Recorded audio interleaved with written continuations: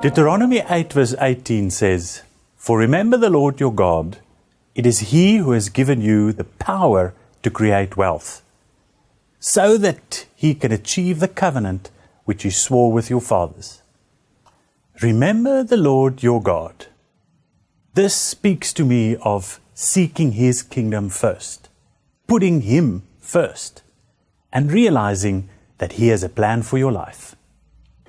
It is He who gives you the power to create wealth. God doesn't give us wealth. He gives us the power to create. It requires action from our side. Biggin and at Lifework Leadership, we strongly believe in the principle of stewardship. We have an accountability towards the triple bottom line: people, profit, and the planet. Everything I have has been entrusted to me for a limited time, and I will be held accountable. My possessions, my money, relationships, my own health. Am I a good steward? A steward is defined as someone who manages and oversees someone else's finances, possessions, or whatever is deemed valuable in a responsible manner.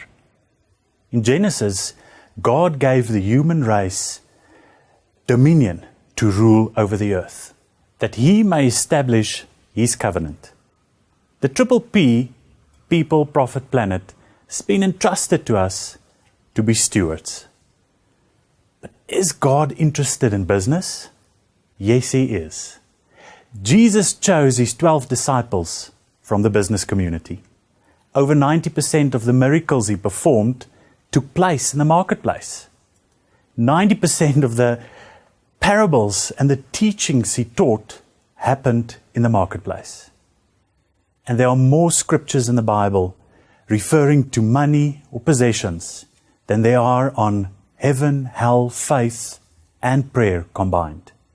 When I got saved at the age of 10, people told me that I was called for full-time ministry. In the context of the small congregation we were fellowshipping at, that could only mean one thing. I had to go and study theology, and I had to become a pastor. Truth be told, that didn't really excite me, and I felt called to the business community.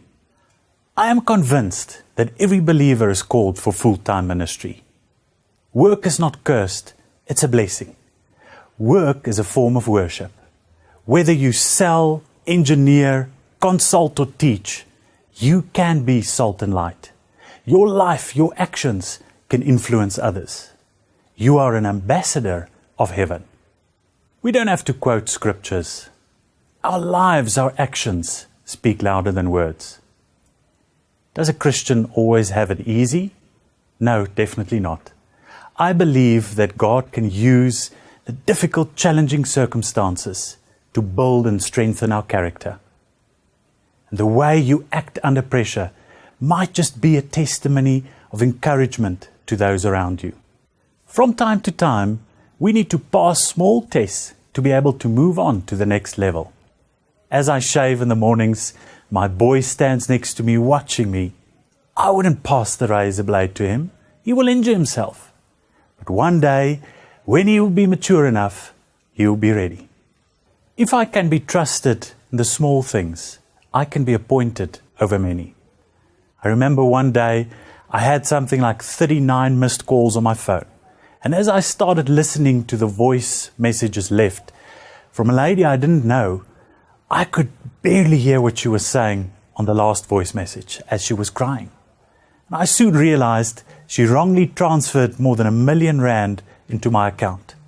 She was so scared that she was going to lose her job. I did the right thing.